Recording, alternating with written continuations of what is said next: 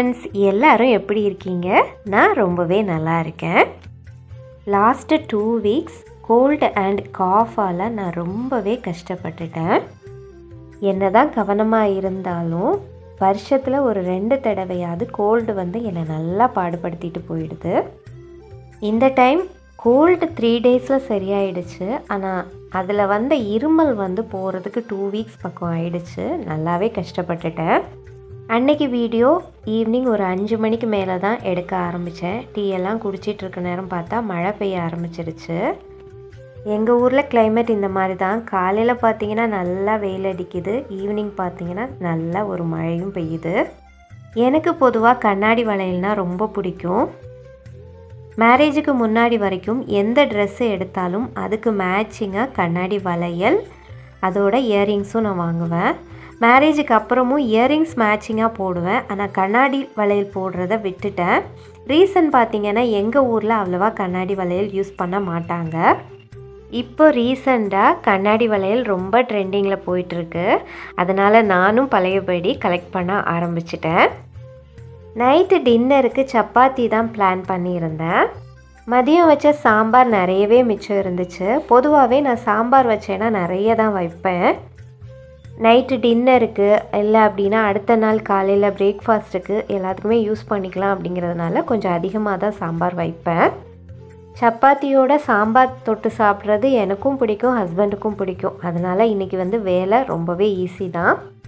சப்பாத்தியோட மட்டும் இல்லை, பரோட்டாவோடையும் சாம்பார் நல்லாயிருக்கும். எத்தனை பேர் ட்ரை பண்ணியிருக்கீங்க அப்படின்னு சொல்லுங்கள். இப்போ ரீசண்டாக நான் ஃபீல் பண்ண ஒரு விஷயம் ஜஸ்ட் உங்கள்கிட்டையும் ஷேர் பண்ணலாம் அப்படின்னு நினச்சேன்.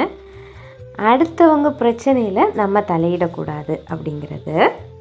முன்னாடி நான் எப்படி இருந்தேன் அப்படின்னா, ஒரு பிரச்சனை நடக்குது, அந்த இடத்துல நான் இருக்கிறேன், என் மனசுக்கு எது கரெக்டுன்னு படுதோ அதை நான் வந்து ஓப்பனாக சொல்லுவேன்.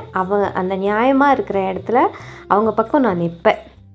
அதே மாதிரி அந்த இடத்துல என்னோடய க்ளோஸ் ஃப்ரெண்ட்ஸோ என்னோடய க்ளோஸ் ரிலேட்டிவ்ஸோ எனக்கு ரொம்ப நெருக்கமானவங்களும் இருக்காங்க அப்படின்னா அவங்களுக்காக நான் சண்டை போட்ட நாட்கள் அதிகம் இருக்குது. ஃபார் எக்ஸாம்பிளுக்கு நானும் என்னோடய க்ளோஸ் ஃப்ரெண்டும் இருக்கும். என்னோடய க்ளோஸ் ஃப்ரெண்டுக்கும் ஒரு 3rd பர்சனுக்கும் இடையில் ஒரு ப்ராப்ளம் வருது. என்னோடய க்ளோஸ் ஃப்ரெண்டு என்னை வந்து என்கிட்ட கேட்குறாங்க, எனக்காக நீ வந்து அந்த 3rd பர்சன்கிட்ட பேசு அப்படின்னு சொல்லி சொல்கிறாங்க. நானுமே எதையும் யோசிக்காமல் என்னோடய ஃப்ரெண்டுக்காக அந்த 3rd பர்சன்கிட்ட பேசிடுறேன். ப்ராப்ளம் ஆகிடுது. இப்படியே கொஞ்ச நாள் போயிடுது. கொஞ்ச நாள் கழித்து பார்த்தீங்க அப்படின்னா என்னோடய க்ளோஸ் ஃப்ரெண்டும் அந்த 3rd பர்சனும் நல்லா ஃப்ரெண்ட்ஷிப் ஆகிடுறாங்க. அவங்க நார்மல் ஆகிடுறாங்க. ஆனால் எனக்கும் அந்த 3rd பர்சனுக்குமான பிரச்சனை அப்படியே தான் இருக்குது. அதை சால்வ் பண்ணணும் அப்படின்னு என்னோடய க்ளோஸ் ஃப்ரெண்ட் கூட திங்க் பண்ண மாட்டேங்கிறாங்க. அவங்களால வந்த ப்ராப்ளம் தான், ஆனால் அதை சால்வ் பண்ணணும் அப்படிங்கிற எண்ணம் அவங்களுக்கு கிடையவே செய்யாது. அவங்க செல்ஃபிஷாக தான் இருக்காங்க. கடைசியில் இதில் வந்து கெட்டவளாக காட்டப்படுறது நான் மட்டுமா இருக்கேன். இந்த மாதிரி இன்சிடெண்ட் வந்து ஃப்ரெண்ட்ஷிப்புக்குள்ளேயும் நடக்குது, ரிலேஷன்ஷிப்லேயும் நடக்குது. இப்போல்லாம் நான் ரொம்ப உஷாராயிட்டேன். அடுத்தவங்க பிரச்சனையில் நான் தலையிடுறதே கிடையாது. அப்படியே என்கிட்ட யாராவது வந்து எனக்காக நீ பேசு அப்படின்னு கேட்டாலும் உங்கள் பிரச்சனையை நீங்களே பார்த்துக்கோங்க, என்ன ஆளை விடுங்க அப்படிங்கிற மாதிரி விலகிடுறேன். இதை பற்றி நீங்கள் என்ன நினைக்கிறீங்க அப்படின்னு சொல்லி கண்டிப்பாக எனக்கு கமெண்ட்ஸில் சொல்லுங்கள். அடிக்கடி என்னோடய வீடியோவில் நான் சொல்கிற விஷயம், அனுபவங்கள் தான் வாழ்க்கையில் நமக்கு நிறைய விஷயங்களை கற்றுக் கொடுக்குது அப்படிங்கிறது. இதுவும் ஒரு அனுபவம் தான். அனுபவத்தால் தான் நான் இப்போ வந்து அடுத்தவங்க பிரச்சனையில் நம்ம தலையிடக்கூடாது அப்படிங்கிற ஒரு பாடத்தை கற்றுக்கிட்டேன். ஸோ எல்லாமே ஒரு அனுபவம் தான். டேக் இட் ஈஸியாக எடுத்துகிட்டு போயிடணும். சில நேரங்களில் இது வந்து நம்ம மனசை ரொம்பவே காயப்படுத்தும். நம்ம க்ளோஸ் ரிலேட்டிவ்ஸ்க்காக நம்ம பேசியிருப்போம், பட் அவங்களே நம்மளை இந்த மாதிரி பண்ணுற நேரம் அவங்க செல்ஃபிஷாக இருக்கிறத நம்ம தெரிஞ்சுக்கிறப்ப நமக்கு மனசு ரொம்பவே கஷ்டமாக தான் இருக்கும். பட் எல்லாத்தையுமே நம்ம தாண்டி வர வேண்டியது தான். இதுவும் கடந்து போகும் அப்படிங்கிற மாதிரி. இந்த டைம் எனக்கு கோல்டு வந்த நேரம் 3 டேஸில் கோல்டு சரியாயிடுச்சு. பட் இருமல் வந்து ரொம்ப நாளைக்கு வந்துச்சு. அதுவும் வந்து ட்ரை காஃபு. அதாவது வறட்டு இருமல்னு சொல்லுவாங்க இல்லையா, அந்த மாதிரி. நைட்டு படுத்த உடனே கொஞ்ச நேரம் அப்படியே தூங்குற மாதிரி இருக்கும். ஒரு 10 நிமிஷம் கூட தூங்கியிருக்க மாட்டேன், அந்த இருமல் ஆரம்பிக்கும். என்னதான் செஞ்சாலும் அந்த இருமல் வந்து கண்ட்ரோல் ஆகவே செய்யாது. கிட்டத்தட்ட ஒரு 1 வீக்காக நான் தூங்கவே இல்லை நைட் ஃபுல்லாக. ஏன்னா நைட்டும் தூங்க முடியாது, பகல்லையும் தூங்க முடியாது. நார்மலாக தான் இருப்பேன். படுத்துட்டேன் அப்படின்னா அந்த வறட்டு இருமல் ஸ்டார்ட் ஆயிரும், கண்ட்ரோல் ஆகவே செய்யாது. எனக்கு தெரிஞ்ச ஆன்ட்டி ஒருத்தவங்க பாலில் மஞ்சள் தூள் கலந்து குடிக்க சொன்னாங்க. நான் அதை ட்ரை பண்ணேன். ஃபஸ்ட்டு டேலே எனக்கு வந்து வறட்டு இருமல் ஸ்டாப் ஆகிடுச்சு. அது மட்டும் இல்லாமல் சளியும் எல்லாமே வெளியே போயிடுச்சு. யாராவது என்ன மாதிரி இருமலால் அவதிப்பட்டுருக்கீங்கன்னா ட்ரை பண்ணி பாருங்கள். அஜியோவில் 2 ஆர்டர் போட்டிருந்தேன். ஒரு ஃபுட்வேரு, அப்புறம் வந்து ஒரு பிரேஸ்லெட் செட்டு, அதையும் இன்க்ளூட் பண்ணியிருக்கேன். இந்த பார்சல் வந்த அன்னைக்கு எனக்கு கையில் வந்து ஒரு கத்தி வெட்டி காயம் போட்டிருந்துச்சு. அதனால தான் அந்த ஒரு விரலை தள்ளியே வச்சுருப்பேன். உங்களுக்கு டிஃப்ரெண்ட்டாக தெரியும், அதனால தான் சொல்லியிருக்கேன். அஜியோவில் பொதுவாக அக்சசரிஸ் வந்து கொஞ்சம் காஸ்ட்லியாக தான் இருக்கும். இது வந்து 4 பீஸ் பேங்கிள் பிரேஸ்லெட் வந்து 200ன்னு போட்டிருந்துச்சு. சரி ட்ரை பண்ணி பார்ப்போம் அப்படிங்கிறதுக்காக ஆர்டர் போட்டிருந்தோம். நானும் அக்காவும் ஷேர் பண்ணிக்கலாம் அப்படிங்கிற மாதிரி.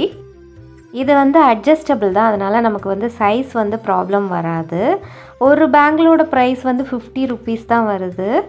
நான் இவ்வளோ குவாலிட்டியாக இருக்கும், இவ்வளோ நல்லா இருக்கணும் அப்படின்னு சொல்லி எக்ஸ்பெக்ட் பண்ணவே இல்லை. ஆல்ரெடி நான் இதை மீஷோவில் பார்த்துருக்கேன். ஒரு பேர் வந்து அங்கே வந்து 150, 160, 170 அந்த ரேஞ்சில் இருந்துச்சு.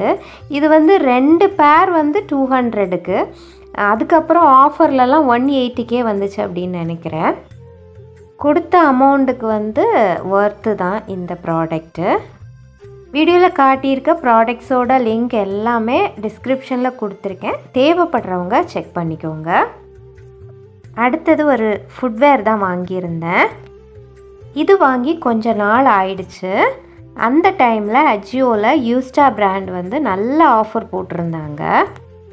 கிட்டத்தட்ட 1 மாதத்துக்கு முன்னாடி இருக்கும். அந்த டைமில் தான் இதை ஆர்டர் போட்டு வாங்கியிருந்தேன்.